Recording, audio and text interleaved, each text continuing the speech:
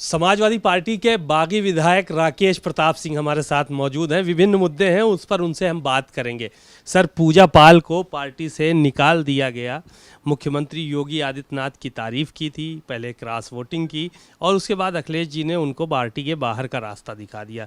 ये जो कदम उठाया गया समाजवादी पार्टी की तरफ से, पहले आप लोगों को निकाला गया, पूजा पाल को निकाला गया, इसको कैसे देखते हैं? ये निहायत निंदनीय कदम है।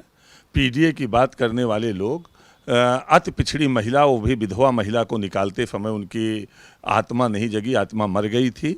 और उन्होंने कहीं उसमें पूरे भाषण को देखेंगे तो कहीं समाजवादी पार्टी की ना तो निंदा की है, ना समाजवादी पार्टी का विरोध किया है। केवल उन्होंने कहा कि हम जैसे हजारों महिलाओं के सिंदूर को मिटाने वाले, हम जैसे हजारों माताओं की गोद को फूनी करने वालों को मुख्यमंत्री जी ने सजा दी और हम लोगों को न्याय मिला। इसके लिए मैं माननीय मुख्यमंत्री जी को बधाई दे।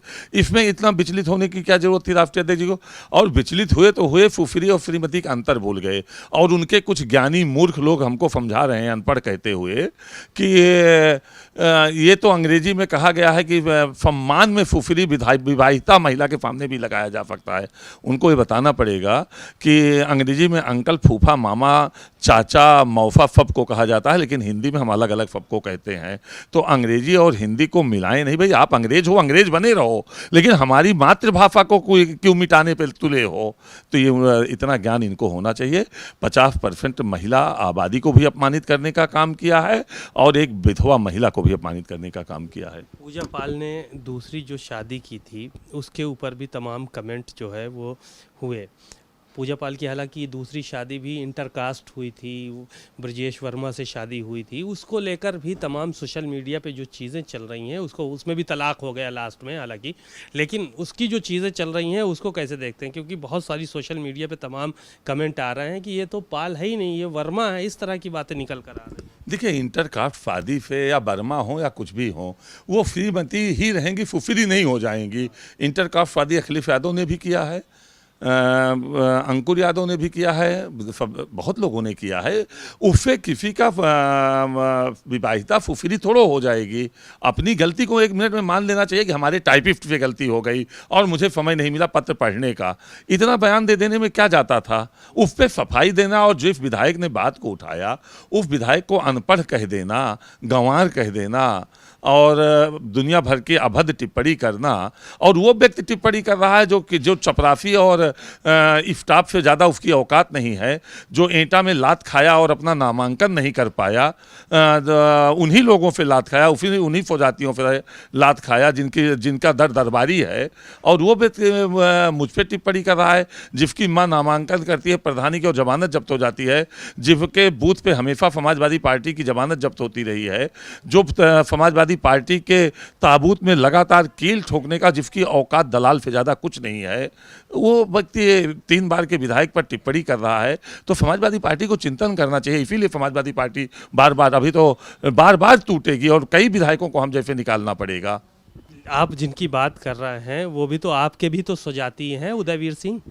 फौजातिया होना कोई पैमाना थोड़ो है कि फौजातिया होना ही सबसे बड़ी योग्यता का पैमाना है। फौजातिया बहुत बड़ा मूर्ख भी हो सकता है, तो मूर्खता की प्रकाष्ठा को पार किया है वो व्यक्ति। पूजा पाल की बात हो गई, बात करेंगे जो आप लोग अपने स्वजातीय विधायकों के साथ जो बैठकें कर रहे हैं उसको लेकर तमाम भ्रांतियां चल रही हैं कि इससे पहले भी हो चुकी, कल्याण सिंह के टाइम में भी ऐसी बैठक एक कभी हुआ करती थी।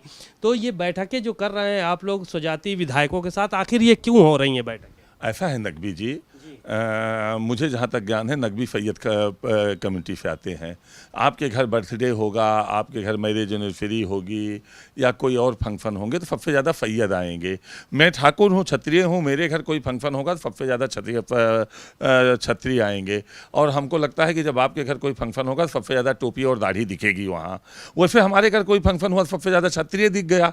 कोई ऐसी बैठक नहीं हुई थी। कुदर की विधायक रामवीर की पोती का जन्मदिन था तो सबसे ज़्यादा वहाँ तो अनिल प्राफर भी थे जो ब्राह्मण है। मैंने तो राजेश गौतम को भी बुलाया था जो दलित समाज से आते हैं, चमार समाज से आते हैं, उनको भी बुलाया था।